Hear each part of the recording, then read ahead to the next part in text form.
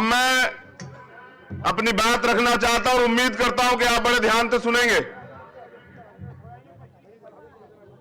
ये तिरंगा हमारी जान है और हम किसी को इजाजत नहीं देते कि वो इस तिरंगे का अपमान करे। ये तिरंगा सब जगह फहरेगा, कोई ऐसी जगह नहीं बचेगी मुल्क में जहां तिरंगा ना फहरे। ये याद रखना चाहिए सब लोगों को। तथागत गौतम बुद्ध, छत्रपति शिवाजी महाराज, ज्योतिबा फूले, मां सावित्रीबाई फूले, साहू जी महाराज, संत गाडगे जी महाराज और बाबा साहब अंबेडकर, ये जो नाम मैंने लिए हैं, डॉक्टर फरीदी, एपीजे अब्दुल कलाम साहब, मौलाना अबुल कलाम आजाद साहब, ये वो लोग हैं। ये तस्वीर है भारत की जो हमेशा मानवता, प्रेम, समता, समानता, बंधुत्व, भाईचारे पे काम किया गया जिनके द्वारा, और इसी का परिणाम है कि आज भी इस मुल्क को दुनिया का सबसे बेहतरीन मुल्क माना जाता है। अब इस विरासत को आगे बढ़ाने की जिम्मेदारी इस मुल्क में रहने वाले हर व्यक्ति की है। हम तथागत बुद्ध के वंशज हैं। हम प्यार, भाईचारा और हमारा धर्म है मानवता। कुछ तो बात है कि हस्ती मिटती नहीं हमारी, कुछ तो बात है कि हस्ती मिटती नहीं हमारी। सदियों रहा है दुश्मन, दौरे जहां हमारा। पहले भी कितनी बार तरह तरह के हमले हुए इस देश पर, और कितने ताकतवर लोग आए, अंग्रेज, उनको लगा कि वो इस मुल्क को तोड़ देंगे, राज कर लेंगे।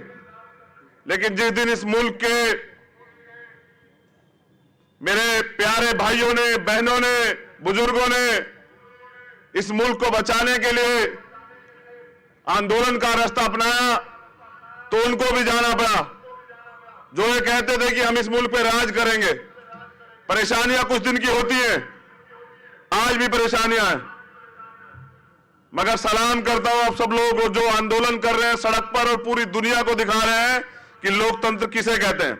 सलाम करता हूं तमाम बहनों को, उन भाइयों को जिन्होंने पिछले 2 महीने से सड़क का रास्ता इख्तियार किया है और बताया है कि आंदोलन किसे कहते हैं।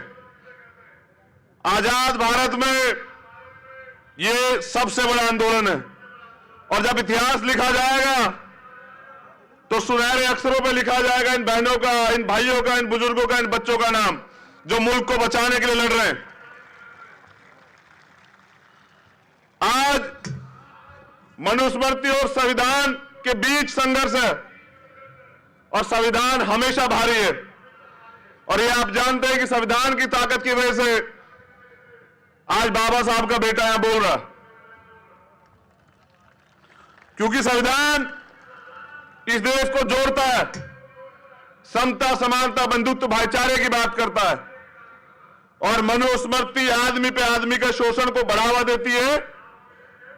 तो इस देश में राज तो चलेगा, लेकिन चलेगा इसका।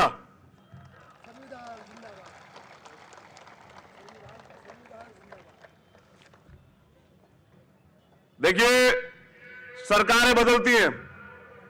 मैं एक पर्सनल बात शेयर कर रहा हूं सब लोगों से, मेरे परिवार के लोग यहां हैं। सरकारें बदलती हैं, सोच नहीं बदलती। हमारी वोट सबको चाहिए, बहुजनों की। हमारी आवाज नहीं बर्दाश्त करेंगे, हमारे मुद्दों पे बात नहीं करेंगे। जब मैं पिछली बार आया था, सरकार भाजपा की थी, मुझे 3 दिन बंद रखा गया होटल में। यहां तक बाबा साहब की भूमि भी नहीं जाने दिया गया, फिर मुझे कोर्ट का सहारा लेना पड़ा। इस बार उम्मीदें कम थी कि इस बार ऐसा नहीं होगा, लेकिन फिर वही बात। बाबा साहब के बच्चे, अमन चैन चाहने वाले बच्चे, आपके भाई इस मुल्क में सबके लिए खतरा हो गए, क्योंकि न्याय ईमानदारी की बात कर रहे हैं, हक की बात कर रहे हैं, अपने लोगों को जगा रहे हैं। और ये लोग नहीं चाहते कि लोग जागें। जाग जाओगे तो अपना हक मांगोगे, और ये लोग आपको आपका हक देंगे नहीं।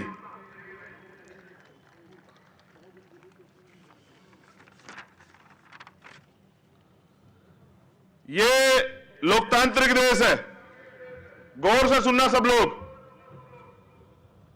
लोकतंत्र में सरकार की क्या जिम्मेदारी होती है?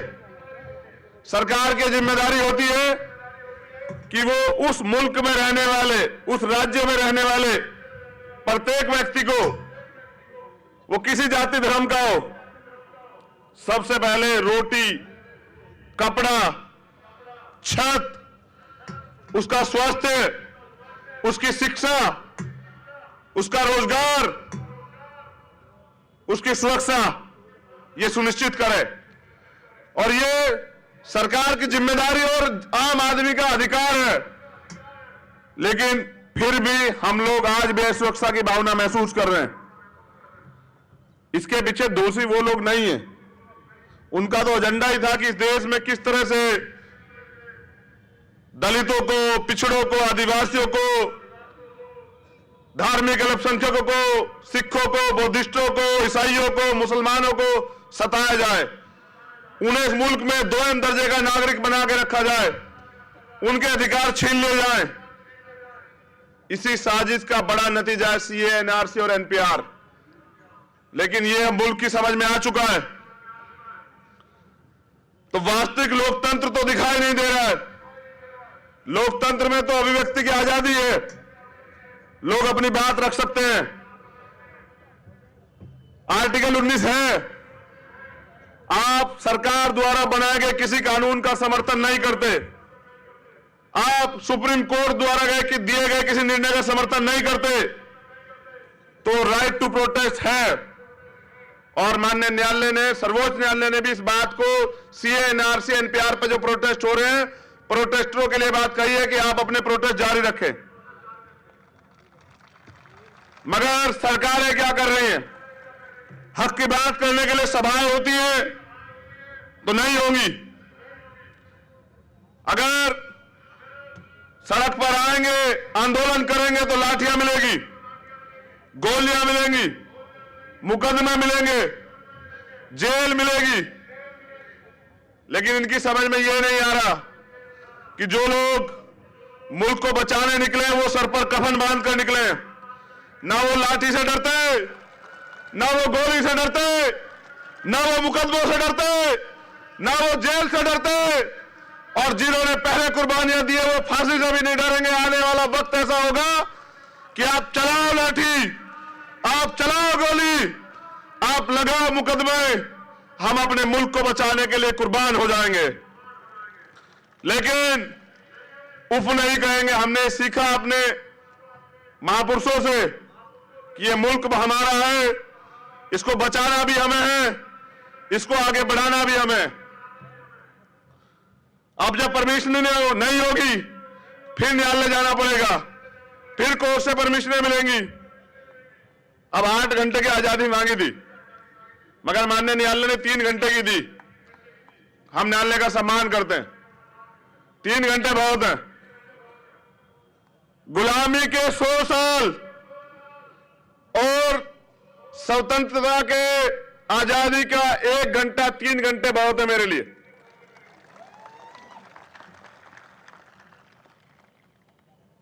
हम अपनी बात को कहेंगे, पूरी जिम्मेदारी से कहेंगे। ये आज वक्त की जरूरत है। हम गैर जिम्मेदार लोग नहीं है मुल्क में। मैं उत्तर प्रदेश के सीएम आदित्य योगी नाथ की तरह गोली और बोली के बयान नहीं दूंगा। जैसे वो कहते हैं कि जो बोली से नहीं मानेगा गोली से मानेगा, मैं कह रहा हूं चलाओ गोली।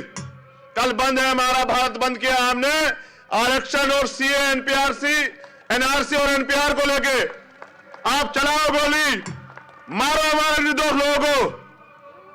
मगर याद रखना, भाजपा के लोगों, सरकार बदलेगी। जिस दिन सरकार बदली, एक एक जुर्म का हिसाब लिया जाएगा। ये जो क्राइम तुम कर रहे हो, लोकतंत्र में भारत का संविधान ये कहता है कि सबको बराबरी के अधिकार है।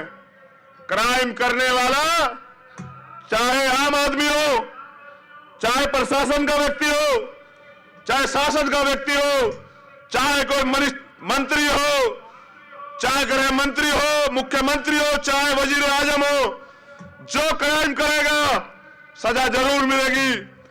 आज हो सकता है बच जाओ, कल बहुजनों का राज आएगा तो नहीं बचोगे। वादा कर रहा हूं मैं अपने आवाम से,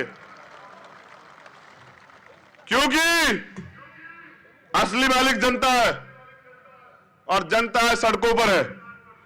हम रोजगार मांगने आए थे, हम भ्रष्टाचार खत्म करना चाहते थे, हम जीडीपी पे बात कर रहे थे, हम सुरक्षा पे बात कर रहे थे,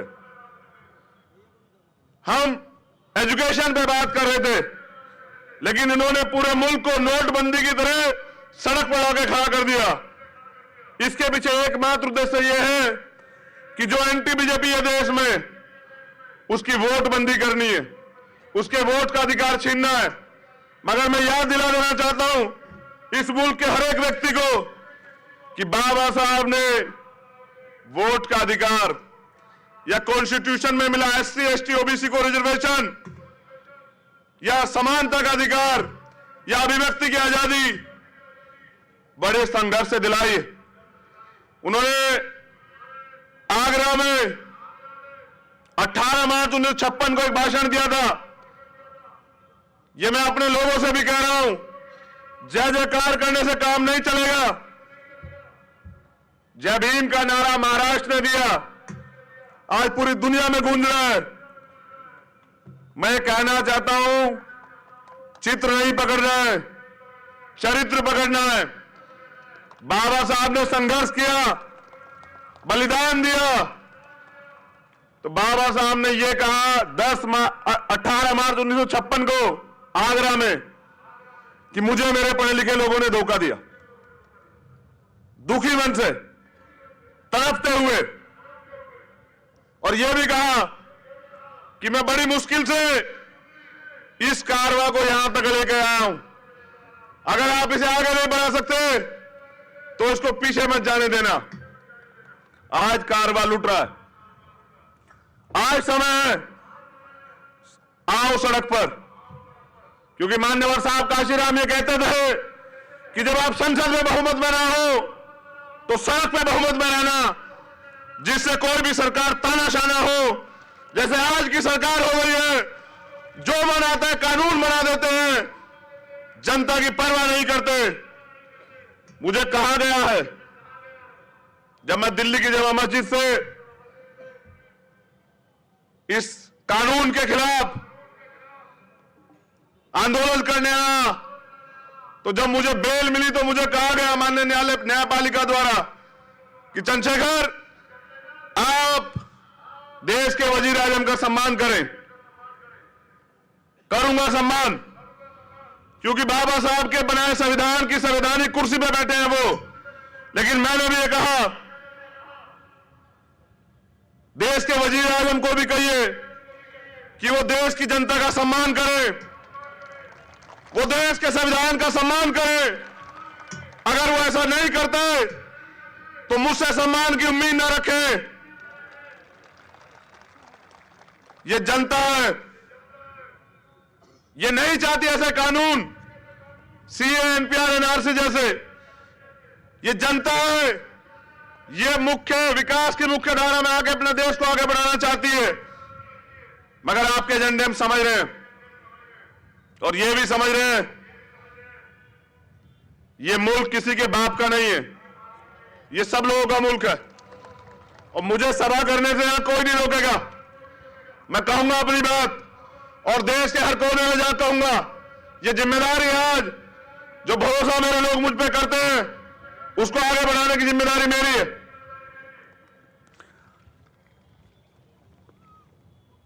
नागपुर की पुलिस ने भी सही कहा कोर्ट में कि दो विचारों का टकराव हो रहा है, यहां बिल्कुल टकराव है। हम संविधान को मानते हैं और ये मनुस्मृति को मानते हैं। ये देश तो संविधान से चल रहा है, तो दूसरी विचारधारा यहां नहीं चलेगी।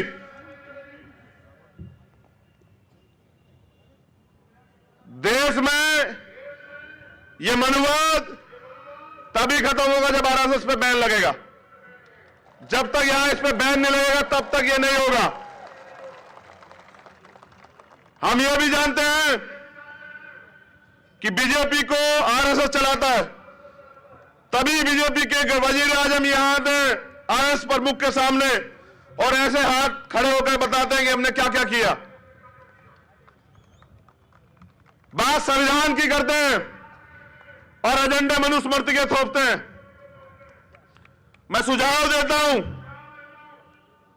संघ प्रमुख को, ये झूठ का चोला उतारिए, आइए मैदान में, लोकतंत्र है, आप आइए सीधे चुनाव में अपने एजेंडे लेके, फिर जनता आपको बताएगी कि यहां मनुस्मृति चलेगी या संविधान चलेगा। ये दूसरों के कंधे पे बंदूक रख के मत चलाएं, आए सीधे लोकतंत्र में आकर चुनाव में शरीक हो, फिर जनता जवाब देगी। इन्हीं का एजेंडा ये एनआरसी, एनपीआर और सीए। मेरी मदद करोगे नहीं करोगे? राज्य सरकार को अथॉरिटी है, गौर से सुनना, मीडिया के लोग भी आए। एनपीआर चाहे तो राज्य सरकार रोक सकती है, तो मैं यहां की सरकार से भी निवेदन करूंगा, अगर वास्तविकता में आप आवाम के हितैषी हैं तो इस प्रदेश में एनपीआर को रोके। अगर आप ऐसा नहीं करते हैं तो हमारी समझ में आ जाता है कि आप भी हमारे विरोधी हैं, फिर आपके खिलाफ भी जन आंदोलन होंगे, फिर आपके खिलाफ भी राइट टू प्रोटेस्ट का प्रयोग होगा। आरएसएस बैकडोर से रिजर्वेशन को खत्म करवा रही है। बार बार संघ प्रमुख बयान देते हैं समीक्षा होनी चाहिए, हिस्सेदारी पूरी तो होने दो। अभी से डर गए? अभी तो हमारे लोग अच्छी कुर्सी में बैठे भी नहीं है, अभी तो हमारा प्राइम मिनिस्टर भी बनेगा, अभी तो बहुत सारे स्टेट में, सभी स्टेटों में हमारी सरकार भी आएगी। हम देंगे आरक्षण तुम्हें, जो अलग मत के लोग हैं उनको हम देंगे आरक्षण। हम लेने वाले नहीं देने वाले बनेंगे, अभी हमारा समय आने दो। तो ये जो साजिश की जा रही है, आपने कुछ दिन पहले कहा मोहन भागवत जी कि बहस होनी चाहिए, समीक्षा होनी चाहिए।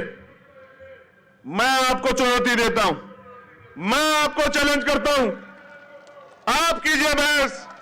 मैं यहां हूं, आप रिजर्वेशन के आंकड़े लाइए, आप 4000 साल से हमें सताए गए आंकड़े लाइए, जहां महिलाओं को पैर की जूती समझा जाता था, जहां हमें पानी पीने की इजाजत नहीं थी, जहां हमें पढ़ने की इजाजत नहीं थी।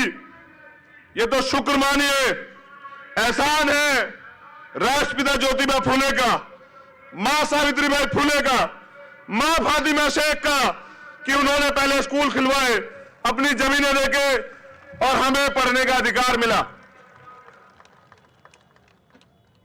ये महापुरुष है जिनका मैं जिक्र कर रहा हूं, वो महापुरुष नहीं है जिन्होंने अंग्रेजों से माफी मांगी। हम सब इतिहास जानते हैं, हमारी वैचारिक लड़ाई है। बाबा साहब ये कहते थे कि 1000 तलवार और 1 कलम बराबर होती है। जिस दिन कलम की ताकत इस जमहूरियत के हाथ में आएगी ना, इस आवाम के, फिर ये मुल्क सबसे बेहतरीन मुल्क बनेगा दोबारा। आरएसएस के लोग तिरंगा यात्रा निकालते हैं, देशभक्ति के सर्टिफिकेट बांटते हैं, आपने क्यों नहीं लगाया अपने हेडक्वार्टर पे तिरंगा? वो तो बोले जो पहले सही हो। यहां लगाइए तिरंगा पहले, फिर करेंगे बात आपसे। और तिरंगा लहराया भी है और अब हर जगह लहराया जाएगा तिरंगा। ये तिरंगा शान है हमारी। हम सब रास्ता नहीं चाहते, हम समानता चाहते हैं।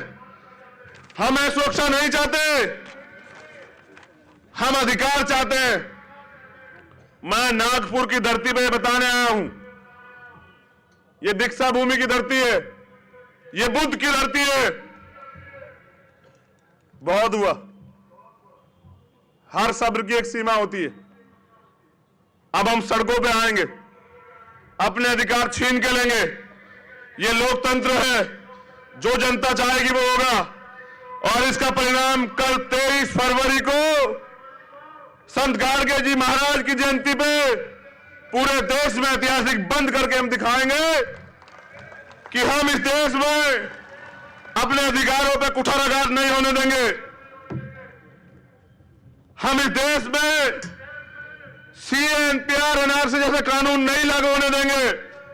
हम इस मुल्क में अपने लोगों को किसी को सताने नहीं देंगे। एक भी व्यक्ति डिटेंशन सेंटर नहीं जाएगा, नहीं जाएगा, नहीं जाएगा।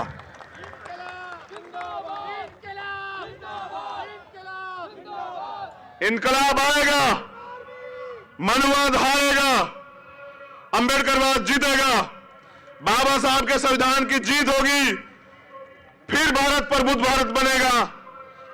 आने वाला समय बहुजनों का है। मैं तुम्हें भी नसीहत दे रहा हूं, टुकड़ों में बटे रहोगे, सियासी लोगों की बातों में रहोगे तो ऐसे ही सरकार इनकी बनेगी और तुम्हारा यही हाल होगा। तुम्हें क्या लगता है शोषक तुम्हें न्याय देगा? जिनका एजेंडा ही तुम्हें सताने का, उनसे उम्मीद कर रहे हो वो तुम्हारी बात करेगा। तुम्हें सरकार बनना पड़ेगा, तुम्हें एकजुट होना पड़ेगा, तुम्हें अपने राज को लाना पड़ेगा। बाबा साहब ने कहा था 21वीं सदी किसकी है? हमारी है। वो समय दूर नहीं कि बहुजनों का राज आएगा। बहुजन हिताय, बहुजन सुखाय आगे बढ़ेगा। इस देश का दलित, पिछड़ा, आदिवासी, मुसलमान, सिख, बौद्धिस्ट, क्रिश्चियन, इस देश की तमाम महिलाओं को बराबर के अधिकार मिलेंगे और तब यह देश प्रबुद्ध भारत बनेगा। ये जरूरी बात कर रहा हूं। सवाल यह नहीं कि मौत के बाद जीवन है या नहीं। सवाल यह है, असल सवाल यह है कि मौत से पहले आप जिंदा थे या नहीं। मुर्दा लोग मिशन नहीं चलाते और जिंदा लोग रुकने नहीं देते। इसी बात का एहसास कराने के लिए निकला हूं।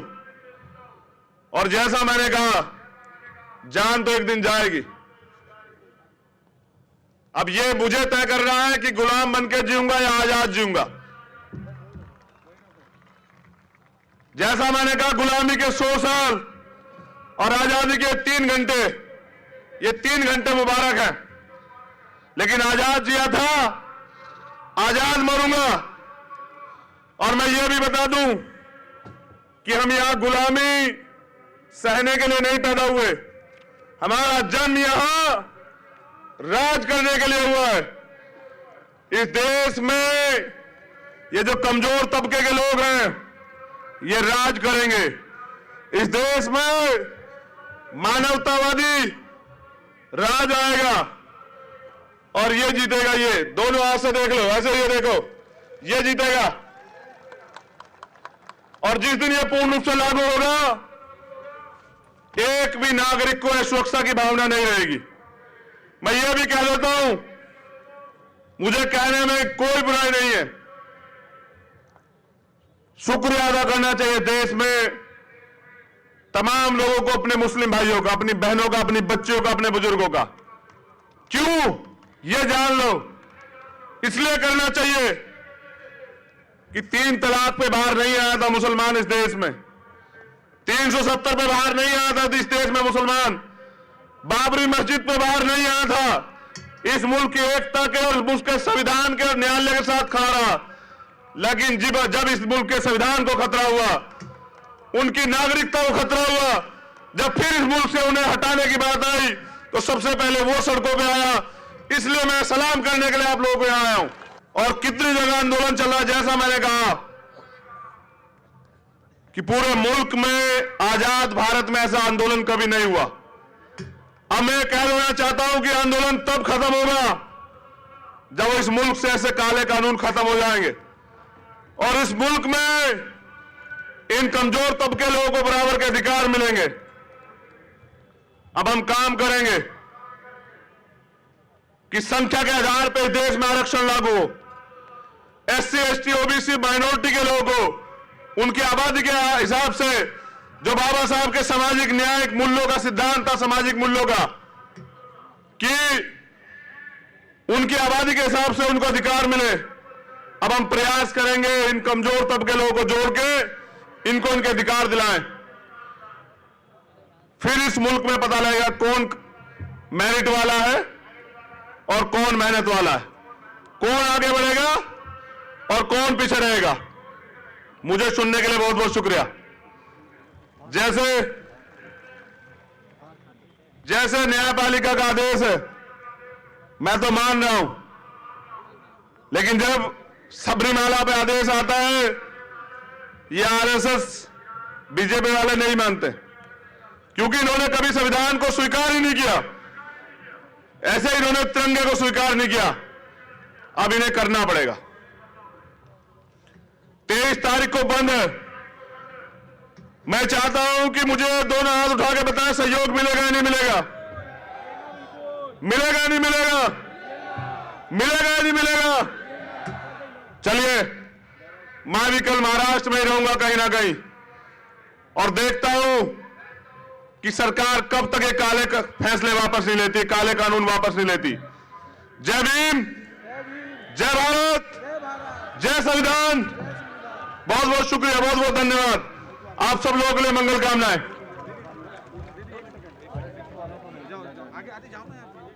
अच्छा सुनिए,